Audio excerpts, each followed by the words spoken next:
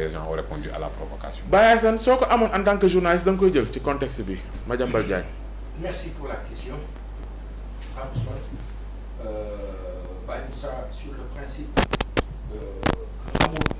lenn luy interdire journaliste mu laaj ku mu bëgg a laaj. micro bi voilà. jërëjëf Pape. Sur le principe Pape Moussa a raison quand il dit que amul lenn lu ko interdire.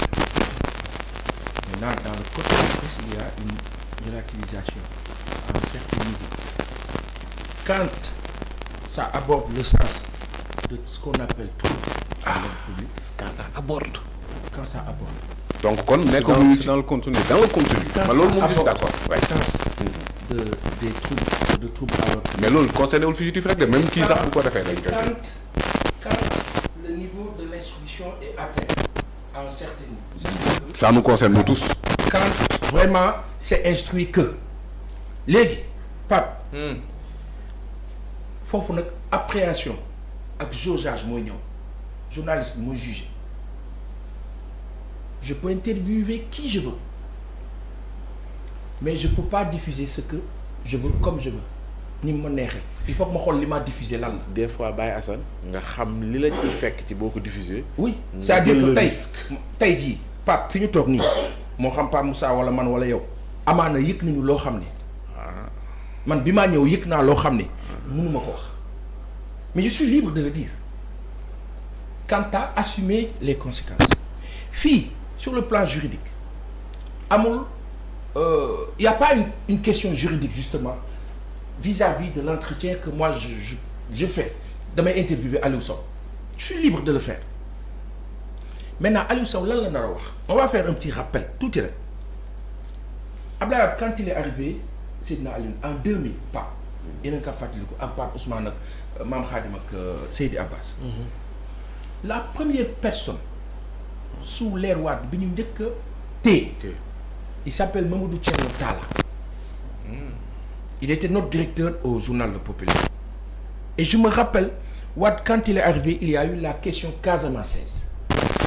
mu Abdoulaye a presque supplié ne bu ci kenn wax parce que là il veut régler le problème. un an ci première année bi dafay wax da bëgg a régler problème mu Casamance bi voilà qu'on n'en parle pas mu nekk une question nationale et de défense. Thierno a traité le sujet sur la Casamance maa ngi ko fàttaliku comme ni maa ngi ko nuyu en passant bi que waa division des investigations criminelles di jël si vers 17h 18h on était là-bas et je me rappelle quand ça s'est passé. Comme cette réaction là la presse gars yi yoon nangam ku ne wax liberté de la presse démocratie tuuti Thierno ñu libéré ko ñu dawal 2003 2004 ñu jàpp Madiambal Diagne bii presque de façon similaire dans presque les mêmes questions je me rappelle Sidy Lamine Niass sunu baay ba ak kilifa yi fi newoon ñu ne dañuy def une en noir Abbas tous les journaux dañuy génn en noir c'était un jeudi manifestation ba ñoom Moustapha Diop ak ñoom Pape Alé ñëpp tous les jeunes reporters étaient là-bas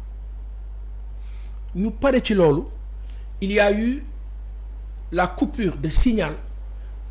du groupe Sud Quotidien radio Sud FM boobu Sud am na doole Michel Diatta ou je sais pas qui est parti interviewer Salif Sadio. Non. Sud. Kan la C'était Ibrahima Gassama. Ibrahima Gassama. C'est moi-même qui ai assuré son intérim Merci à Sud Ziguinchor. jërëjëf Parce que dafa dem interviewer Salif Sadio. merci c'est ça qui s'est passé et ba mu ko defee ñu tëj ci Sud ñu waxaat démocratie ak tout ce que vous ñëpp jógaat même tintamarre maa ngi koy nuyu. waaw nu ngi kaa nuyu Grand Gas maa ngi lay nuyu bu baax. et quand ça s'est passé Macky Sall opposant tirait et dénonçait sur ces aspects-là il y a eu après Walfadjri il y a eu après 24 heures chrono ouais koy taal. taal nañ ko jaxase nañ ko et cetera L'As ak journal L'As bi Thierno Talla yoroon après alors soo boolee loolu yëpp nga gis ne que le pouvoir en Afrique surtout est toujours confronté à sa presse en général souvent suivant des sujets des questions kii di ki ñu téye France nu mu tudd Sarkozy Nicolas Sarkozy c'est un article et lui non Mediapart et lui Plenel en 2011 imaginez 2011 ba 2025 c'est-à-dire il y a problème donc cette liberté là de la presse quintessence la kenn mënu ko dindi gis nga la particularité bi nga toog di toog gis ne que impôts et domaines ils ont des fonds communs mu nekk particularité noonu la particularité de la liberté de presse amee cela ne veut pas dire que journaliste bi lu ko neex def cela ne veut pas dire que journaliste bi en cas de flagrant délit flagrance ak en cas de question délictuelle oui parce que journaliste la non su defee luy dul yoon dañu kaa téye maintenant ci cas de figure bi li tax ma ànd ak Pape Moussa ci cas de figure bi moo di ne man du ma may ko amul buzz xaw ma na dégg nga ma aujourd'hui l'État du Sénégal lépp lu mu war a def sur des questions sensibles et autres anticipation la war a doon warul nekk telle affaire bi am na ñu jóg ñu ne dem leen téye diw non da ngeen di anticiper ça veut dire quoi ça veut dire que Pape Moussa on s'arrange pour que dans notre communication État au Sénégal bi nga xam ni mu ngi réussir di annoncer ne day wàññi courant que débat bi nekk foofu mais pour débat bi nekk foofu il faut que moom mu occuper le terrain de l'espace de communication mais su bàyyee espace bi terrain vide mais la nature en a horreur keneen ñëw jël ko exploiter ko gis nga presse sénégalaise bi bu état bi continuer ñu nekk ci parce que da ngay toog sax di dégg ay nit yu mel ni Baye Assane naan yéen journalistes yi da ngeen yebaate mais on va régler votre compte da nga kaa dégg après ma ne ndeysaan waruñu nekk ci sens boobu parce que y a pas de compte à régler s'il y a un compte à régler c'est celui des criminels c'est celui de ceux-là qui commettent ou ont commis des délits moo xam financier moo xam leneen moo di ne am na ñu fi nekkoon def naka sudul noonu ñooñu il faut gérer leur cas sur le plan judiciaire te yoon moo kaa doxal mais quant à compte beneen bu ñoo régler fii amu fi parce que simplement oui quand on était dans l'opposition presse bi amul lu ñu fi deful dëgg la Pape Ousmane dénoncé nañ ko fii ba tàyyi mais presse sénégalaise ni ngeen di traiter les questions sur Karim sur Khalifa sur Sonko sur les opposants en général de Macky Sall ça veut dire que da ngeen di def parparloo da ngeen farag moom loolu jur na peut-être benn sens de frustration ci nguur gu bees gi bi ñu ñëwee même bu dee doxewuñ ko en tout cas mais ça se sent sentiment boobu nag man dama yàgg gëm ne kilifa bii di Aliou Sall di ministre de l'information man dama gëm ne bi mu accès loolu la waroon njëkk lijjanti état du noonu ak presse te état xajul ci presse mais presse ab yoo la boo xam ne mën na sonal état xaw ma ndax dégg nga ma daf lay fat Pape Ousmane mën ngaa comprendre état au Sénégal di jël de bonnes mesures de bonnes décisions te saa yu xëyee gis journaux yi bind leneen loo xam ne arrangé wu ko ak doole bi état am donc état rôle son rôle c'est quoi c'est de s'arranger de sorte que ces informations nocives à mon endroit bañ di génn mais pour ma bañ di génn qu'est-ce que je dois faire du da nga leen di jox xaalis waxewuñu foofu de du da ngay taxaw naan non bu ñu fay impôt déedéet nañuy fay impôt mais dans les conditions ñu fay impôt te du metti si ñoom defal ko sénégalais yi defal ko ñëpp defal ko entreprise sénégalaise yi defal ko la presse sénégalaise parce que tey aujourd'hui ñàkk koo def gi mooy feeñal lii mais Pape aujourd'hui si quelqu'un est asphyxié quelqu'un qui est asphyxié la presse sénégalaise il faut que ñu dellu ci sens sacerdotal loolu leneen la mais si quelqu'un est asphyxié Pape ku sës ci mur bi day wex ko et qui peut le plus peut le moins man delloo ko mën naa ko dimbali te du ma yàqal dara mais ma dimbali ko ba pare mu defar sama liggéey man parce que quand man ma toog ñu ne ma courant day wàññeeku Sénégal ak carburant est-ce que xam nga ni courant bi ak carburant bi su wàññeeku Sénégal xam nga luy xew mais Seydina Alioune c'est presque une moitié de la crise sénégalaise qui est résolue et ñun ñëpp dañu war di xëy di wax ci loolu regarde le PM il l'annonce nga xool dëkk bi mu mel ni dara amul benn effet parce que les gens on leur fait comprendre que ñii du ñu ay waxkatu dëgg parce que loolu bi nguur gi faloo ak euphorie bi 24 heures sur 24 ñu ngi ko dégg via une presse soi-disant qui est contre ce régime là et loolu tintamarre boobu moo ko woy wu naqaree yam nga xëy di ko dégg boo ko dégloo une semaine commencé di ko mimer donc aujourd'hui qu'est-ce qu'il faut faire sur le principe le journaliste est libre de le faire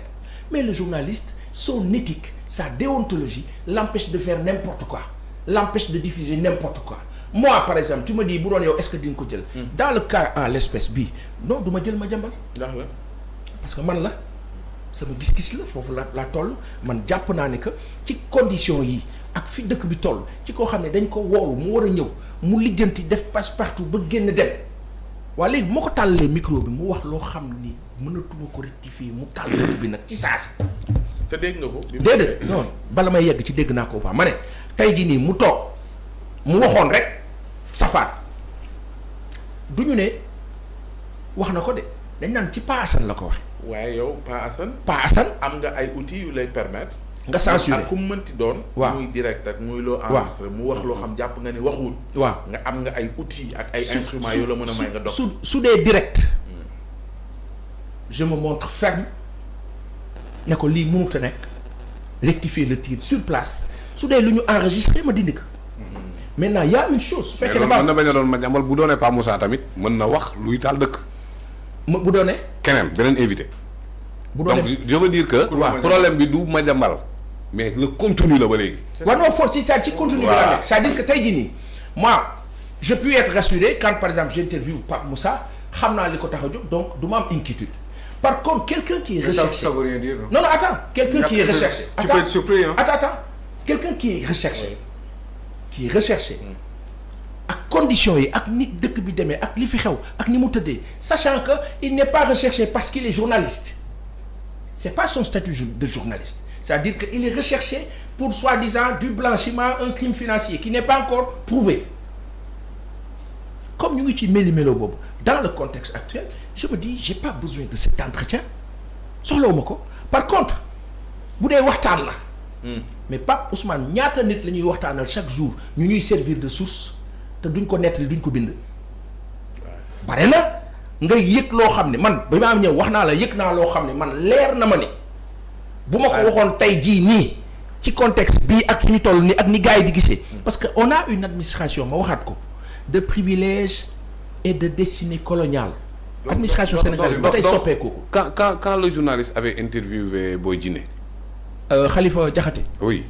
wala Boy Djiné bii rëccoon waaw wala tey ku amoon occasion oui interview Alioune Petit Mbaye oui est-ce que c'est faisable journaliste waaw non c'est-à-dire tant ça dégg ko ma ne la Pape journaliste bu mu munti ne tu es libre d'interviewer qui tu veux oui non le contenu de li nga wax quoi genre il est recherché il est truc donc doo ko jël waaw tey jii nii supposons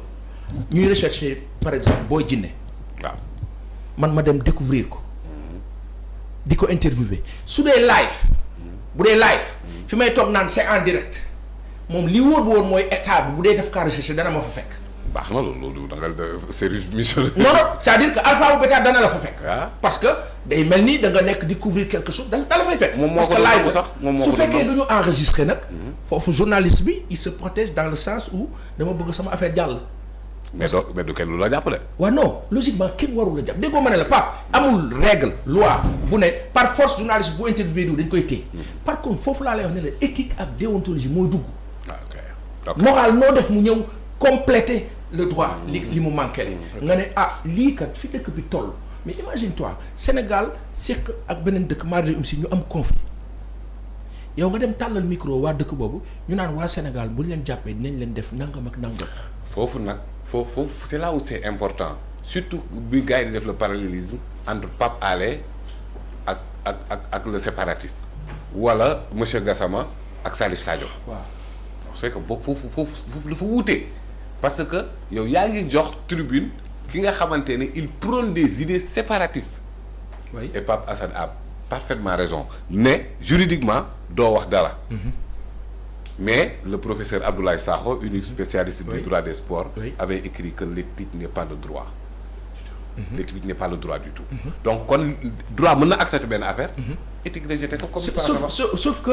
droit peut accepter parce que les limites de ceux-là qui ont conçu ce droit-là, faut les et que dans le temps, la pensée évolue. Nga gis ne que lii newul ci texte yi mais quand même moral juge bi daal di ne attention keroog wax nga ko fi. Dans des circonstances yoo xam ne amul choix le juge peut créer daal di décider donc le journaliste il se dit non ci contexte bi bàyyi mu sedd may wax nag fii Pape Moussa beneen bi ma d'accord moo ne état wu Sénégal sunu régime yi fi jot a jaar le président Abdoulaye Wade daf ko def le président Macky Sall ñëw toppaat paa yi juum ca da cay juum quand maître Moussa Bocar Thiam doon tëj Walfadjri on était sur le plateau mais tëj boo xam ne tegul fenn mais tëj na ko ñi àndoon ak moom dañ doon wax jamono boobu yéen da ngeen yabaate yéen waa Walfadjri da ngeen yabaate aujourd'hui ñi ànd ak nguur bi dañ naan ñii dañu yabaate alors que nguur bi pour man da nga jaboote ñëpp da ngay jël hauteur tey jii nii une Maïmouna Ndour Faye tëwul kenn Sénégal ci wàllu waxtaan quand je dis tëwul moo ne Pape Ousmane képp koo xam ni dafa nekk ci dëkk état war na ko mën a woo ne ko kaay ñu waxtaan. waxtaan mais il faut pas que aujourd'hui ñu am un régime boo xam ne ou des régimes yoo xam ni dañuy toog di jàpp ne ñun kenn ñu chantage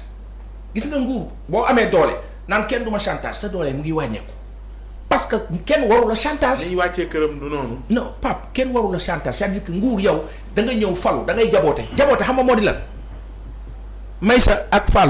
Fallou sama doom la Maysa sama doom la Fallou d'accord na ak moom mais Maysa d'accord ma ak moom may wàcc dugg ci kër gi nuyu Maysa man maay borom kër gi de nuyu Maysa romb Fallou romb nuyu Fallou romb Maysa maa ngi wàcc sama niveau donc aujourd'hui l'état du Sénégal dafa toll ci de souveraineté nationale donc da ngay convoquer toute la presse sénégalaise ne leen gars yi dafa am fu réew mi tolluwuñu fu ñuy defee politique politicienne dañu toll foo xam ni dañu war a protéger suñu dëkk. lii ak lii moo fi nekk nii ak nii la tëddee ci seen wàllu liggéey yéen comme toutes les entreprises sénégalaises de tous les secteurs d'activité liñ ci mën ci taxawu leen ci conditionnalité daanu ci ne yéen li leen warloo ak yéen nekk leen sa waaye sachez que intérêt national mooy primé. et que mais Pape loolu su amul. défiance bi di continuer. état bi moom chaque jour dana xëy jàpp. parce que ñi nga xam ni d'accord ñoo ak yow ñuy frustré wu li moo jur mën nga ne waa je m'en fous entre guillemets de la presse ngeen baal ma mais presse bi gën a tuuti bi gën a ñàkk dayo bi gën a ñàkk valeur di xëy di bind lu négatif ci yow chaque jour dafa compter te état bi warul nangu lool. d'accord Aliou. Bah écoutez je crois que lu bari lu wax nañ fi lu bari lu am solo fii ci plateau bi je suis